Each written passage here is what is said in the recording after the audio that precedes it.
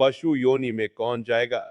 देखो, जो रात के 1100 बजे के बाद 3 बजे के बीच में भोजन करता है, ये निशाचर है। निशा माने रात, चर माने विचरने वाली रात में खाना। रात में तुमको 8-10 बजे तक भोजन कर लेने का नियम 11 आखिरी है।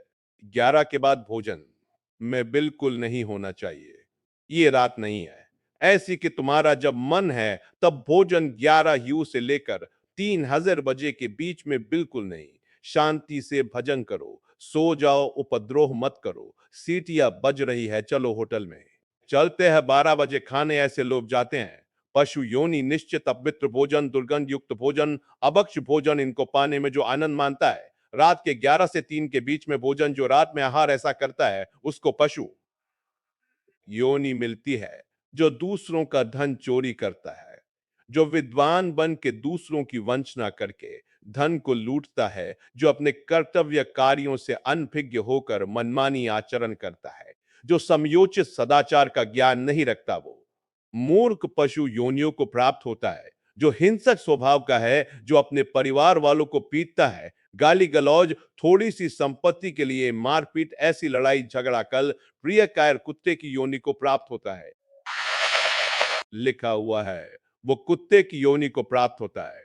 जो थोड़े से हिस्सा के लिए भाई बंधुओं को मारपीट कर, लड़ाई झगड़ा, इस तरह का व्यवहार, हिंसक स्वभाव, क्रूर स्वभाव, इनको कुत्ते की योनि प्राप्त होती है। जो चंचल स्वभाव, देखो कुछ ना कुछ करते बैठे तो पैर हिलावे, वो मतलब शांत नहीं रह सकते।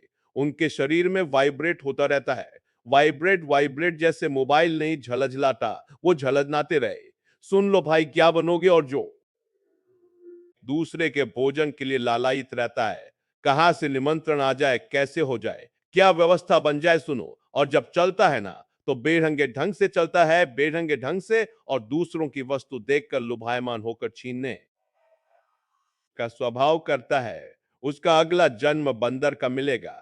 जो वाणी से सदैव कट बोलता है, कुटुंबियों से द्वेष करता है, लोगों की चुगली खाता, उसे अगला जन्म सर्प योनि का मिलेगा।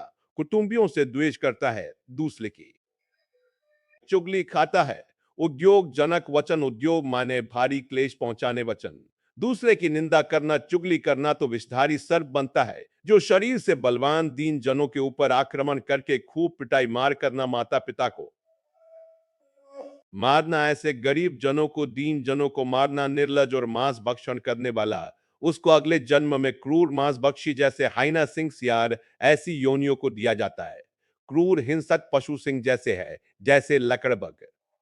ना लकड़बग है, भेड़िया है। ऐसे जो मांस भक्षण करने वाले हैं, जिनकी आवाज दूसरों को सदैव दुख ही देती है। बोलने का मतलब है दुख ही देना। जो दूसरे को अब जैसे जा रहे हैं जंजीर खींचा, वैसे ऐसे वो गिर गए, उनके अंग भंग हो रहे हैं। वो समझ रहे 30-400 की सोने की चैन खींच ली तो हम ब्रह्मा बन जाएंगे। देखो उनको क्या बनना पड़ेगा। जो दूसरों को भय प्रदान करते हैं, दूसरों की संपत्ति छीन लेते हैं, ऐसे लोग अजगर योनि को प्राप्त होते भूखे मरो। जब कभी अवसर मिल जाए, तब ऐसे ये जो दूर दृष्टि न रख के वर्तमान दृष्टि रखकर केवल भोग के लिए दूसरे के दुख का कारण बनते हैं, केवल उनके चिंतन यही चलता रहा, कहां से क्या खा लूं, कहां से क्या उठा लूं, कहां से क्या बोले, हाथी की योनि को प्राप्त होते हैं। वो पशु हाथी योनि को इस तरह से 8 37 न 22 योनियां हैं। जो भजन नहीं करते, भगवत विमुख है, उनको सब क्रमश प्राप्त होती है। उपासक को चाहिए कि कम से कम इतना तो कर ले कि अगला जन्म मनुष्य का हो जाए। फिर भजन करें अगर कोई कमी रह गई हो। अगर आप नाम जप करेंगे और एक बात ध्यान रखेंगे कि दूसरों को दुख न पहुंचने पावे, तो पक्की बात है भगवान की कृपा से अगर भगवत प्राप्ति नहीं हुई तो दूसरा जन्म होगा मनुष्य का, और बहुत महान भक्तों के बीच में जन्म होगा। जन्म से ही भजन प्रारंभ हो जाएगा और आप यवन अवस्था प्राप्त होते होते भगवत प्राप्त हो जाएंगे। काम हो जाएगा आपका। भजन एक ऐसी वस्तु है जो आपको बचा सकती है। अब इसमें कह रहे हैं कि जैसे आप भजन मार्ग में लगे हुए हो और आपको कोई गाली दे रहा है, आपने पलट के गाली दे दी तो आपका भजन क्षीण हो जाएगा। इसलिए भजन को बचाने के लिए कह रहे आकारपण मारुषम संतोष धानता, ये ब्रह्म ऋषियों की बातें हैं। बहुत काम की बातें अनुसुईया गुरु पूजा दया बूते सदमा शांत बुद्धि आकार पण माने उदारता भजन। किससे बचेगा? उदार बुद्धि स्वभाव कह रहे कोमल कोमल स्वभाव से। भजन बचेगा, संतोष वृत्त से भजन बचेगा, गुरु इष्ट पर श्रद्धा वृत्ति से भजन बचेगा, दोष दृष्टि किसी पर ना हो इसका अभाव हो तो भजन बचेगा, गुरु सुश्रु सेवा से भजन बढ़ेगा, प्राणियों पर दया तो भजन बढ़ेगा किसी की। बीच चुगली ना करना, संत और ऋषि मुनियों का संग करना, इससे भजन बढ़ता है पचता है। भजन किससे नष्ट होता है?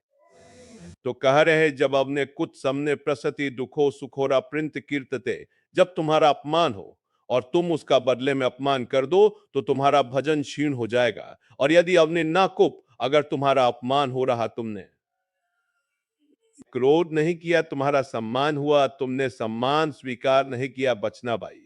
इससे बचना ये अगला जन्म नहीं होने देंगे। अगर ऐसा उदारता कोमल स्वभाव संतोष श्रद्धा दोष दृष्टि का अभाव गुरु सेवा प्राणियों पर दया चुगली ना करना निश्चित निश्चित अगला जन्म नहीं होगा। आप अपने भजन को बचाएं। जब कोई आपका अपमान कर रहा हो तो आप उसके बदले में उसका अपमान ना करें।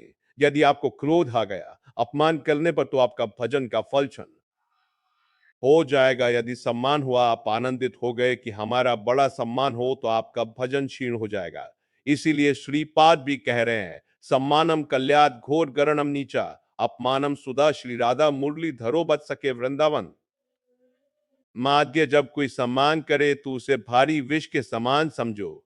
सम्मानम कल्याद घोर गरम जैसे बढ़िया खीर मिल रही हो कान में कोई आकर कह दे विष पड़ा है तो आप नहीं खाओगे। ऐसे ये सम्मान प्रणाम नमस्कार वाहवाही ये तुम्हारे भजन के नाश करने के लिए है। ये विष है इसे मत पीना स्वीकार मत करो।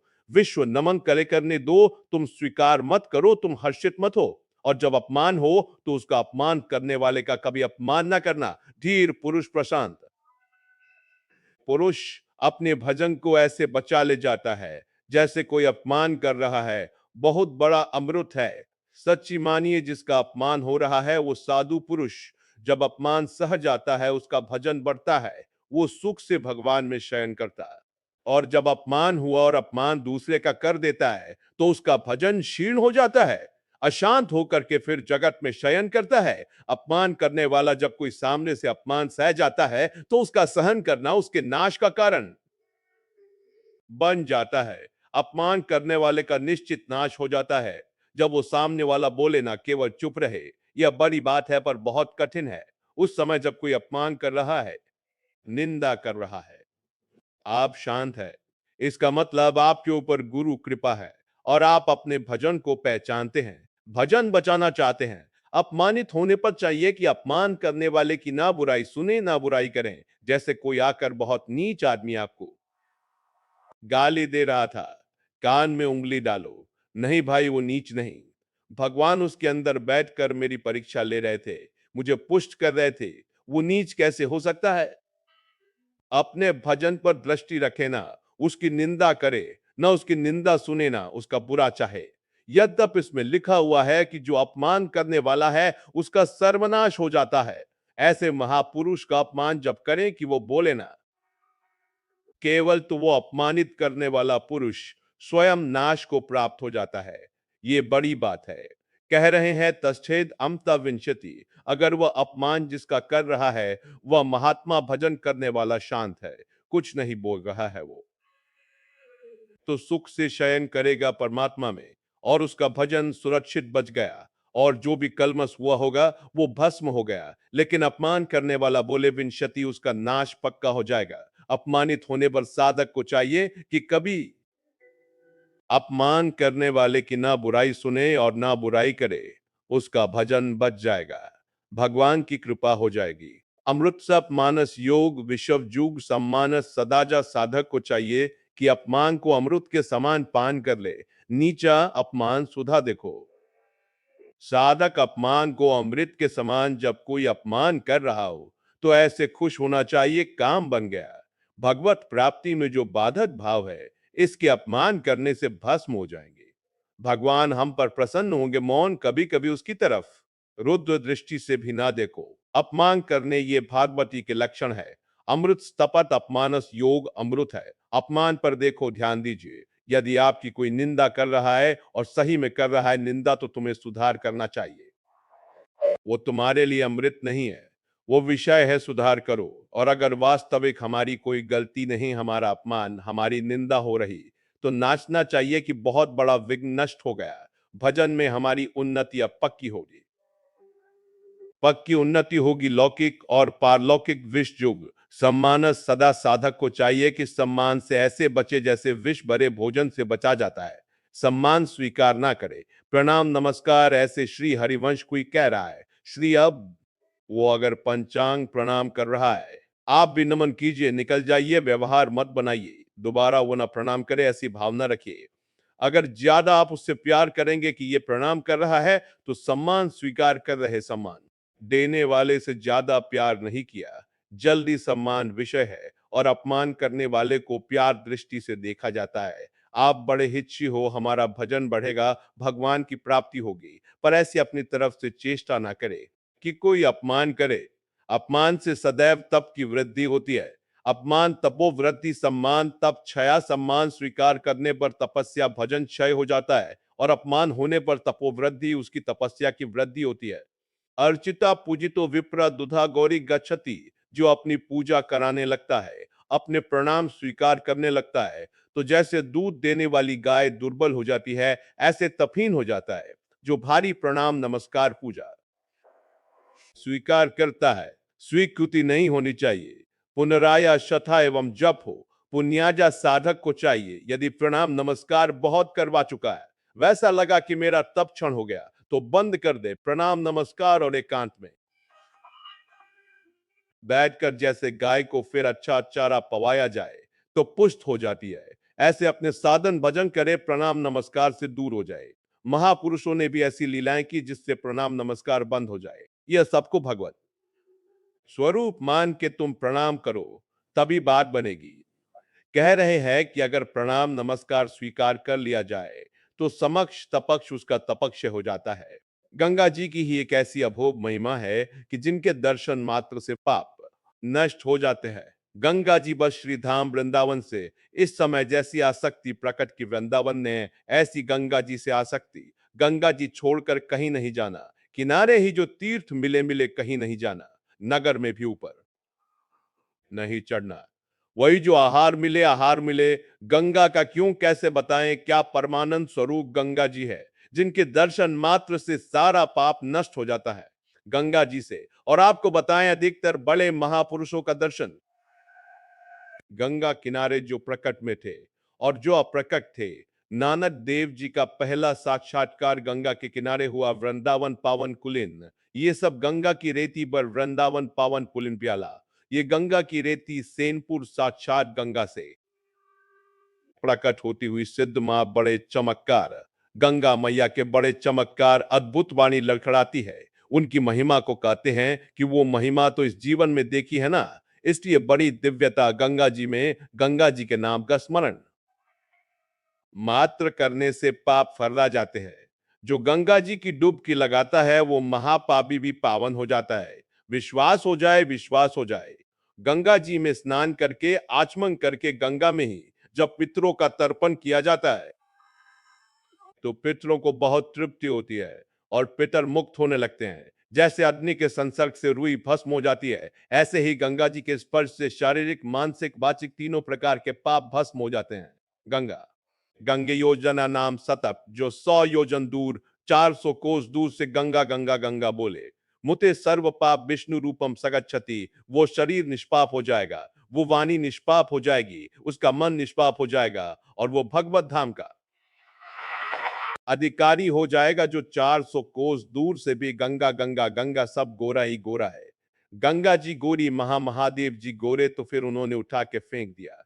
ऐसे गोरे प्रेम रसास में कभी सोचा नहीं था कि कभी वृंदावन, कभी सोच नहीं था वृंदावन। बड़ी अनन्य बात है, इतनी निर्भयता थी। अब गंगा किनारे तो गांव में लोग ऐसे ही लाश प्रवाहित करते हैं ना, कुत्ते वहां के बहुत प्रवीण होते बीच धारा से घसीट के लाश लाके ऐसे और वही किनारे हम भी पड़े हुए हैं, वही ची रहे, कोई फर्क नहीं पड़ता। एकदम निर्भयता भगवान शिव की अनन्यता गंगा जी को जब देखते हैं तो एक तो धारा में प्रवाहित होती है।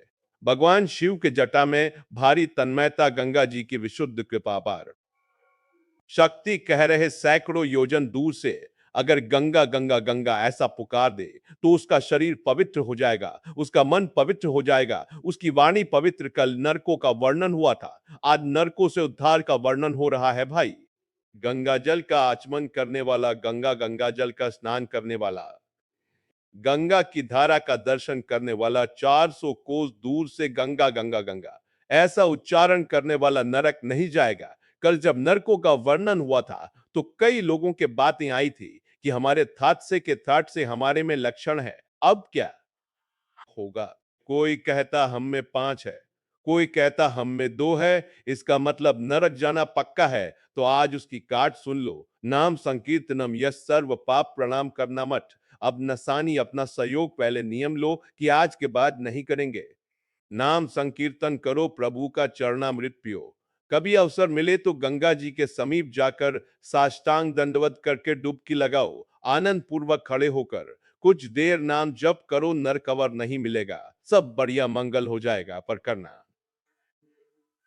ही पड़ेगा, कह रहे जो गंगा जी में स्नान के लिए कभी नहीं गए ना, गंगा जी का नाम लिया ना, गंगा जी पर श्रद्धा करते हैं, ऐसे लोगों के जीवन में जो आचरण बनते हैं वो बड़े निरर्थक होते हैं और ऐसे लोगों की ही दुर्गति होती है। पर गंगा जी का एक बार का स्नान पाप कर सकता, पूर्ण विश्वास होना चाहिए। एक बार हरिद्वार में बहुत लोग गंगा स्नान कर रहे थे।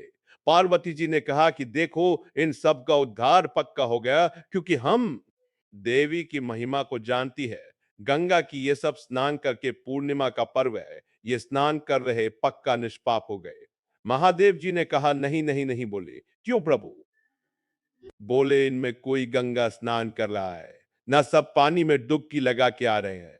गंगा में थोड़ी लगा प्रभु, आप भी एक आश्चर्य में बात करते हैं। साहब देखो ना कितने भाव से नहा नहा के आ रहे हैं। बोले अच्छा, इनको विश्वास नहीं गंगा जी पे, इसलिए पानी पर डुबकी लगाते हैं।